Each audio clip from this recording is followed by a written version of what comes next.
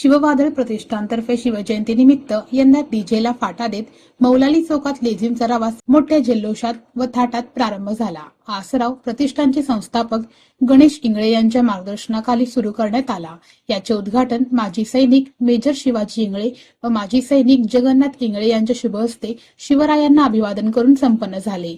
या प्रसंगी उत्सव अध्यक्ष रवी वटकर, उपाध्यक्ष पवन इंगळे व गणेश कंकनाळ, कार्याध्यक्ष प्रकाश नाईकवाडी, सहकार्याध्यक्ष करण श्रीराम, सचिव अनिकेत नारायणकर, सहसचिव राहुल कांबळे, खजिनदार नरेश भोपळे, लेझिम प्रमुख सुरेश कांबळे, निखिल इंगळे, आदित्य वनमाने, मिरवणूक प्रमुख गणेश सदाफुले, अजय बंडा, सागर जानवेकर, महेश भुयार, अमोल शेटगार, प्रसिद्धी प्रमुख पंकज परदेशी, समर्थ जाधव हे मान्यवर पदाधिकारी उपस्थित होते।